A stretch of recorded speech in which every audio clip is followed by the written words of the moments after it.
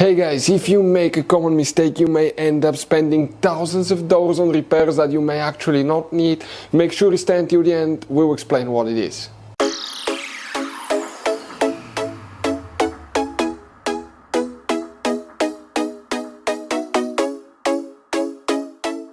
Hey guys, welcome back to Overall Mechanics. Thank you guys for watching and subscribing to the channel. Today will be super helpful video to any of you guys having a Dodge Ram, that generation here from year 2013 to year 2018. If you have one of those, if you need to find guys where the fuse for the cooling fan is located, which fuses you need to check, where you can buy cheap parts, tools, fuses, relays at a good price, quick shipping, that way you do not waste money and time. Why it's always a good idea to test fuses and relays.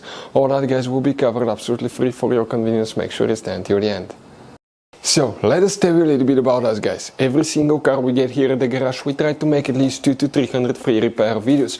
We take them completely apart, we show you how to fix anything like engines, transmission, codes, fuses, bodywork, all that stuff. Why we do all that? Because our mission at the shop is to save you as much money as we can. All we need in return, please subscribe to the channel, like the video.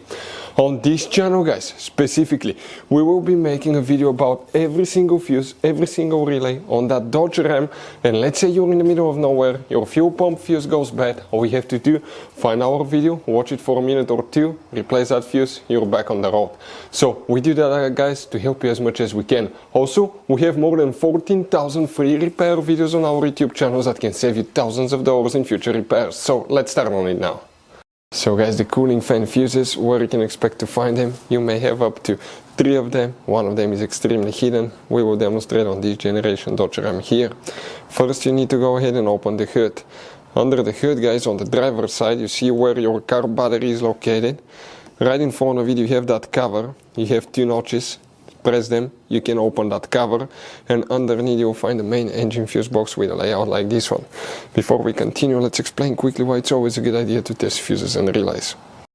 Guys, it's very important to always test your fuses and relays. Why? Sometimes you may think you have a good fuse guys. It's hard to tell. Look at those fuses, right?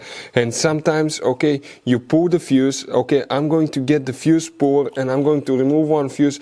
I want to show you on that 20 amp fuse. Sometimes it's very unclear if that fuse is burned or not. You may not clearly see it. So always guys test them, because if you don't test the fuse, you assume it's good, you end up spending money, time and diagnostics for problems that do not exist guys. So you can just waste your money and time. Always test your fuses, always test relays. We will put links in the description of the video below where you can find guys a video for testing a fuse and testing a relay that will explain everything that you need to do. If you guys need to buy any parts, tools for your Dodge Ram, fuses, relays at a really good price, quick shipping, that way you do not waste money and time, we're going to put a link in the description of the video below for your convenience. Please check it out. Guys, for the cooling fan we need to check up to 2 fuses, then we need to go to a different place and check one more hidden fuse. You may have all of them or just some, depending on the year, model and engine. Here the first fuse that you need to check is fuse number 1. Right here. The second fuse that you need to check for a cooling fan is fuse number 3.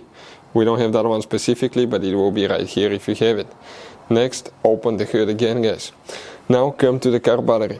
On the car battery, on that positive battery terminal, if you look close, you may have fuses like this one. Some models may have a double fuse. Some of them will have individual fuses like this one. Most of them will be that way.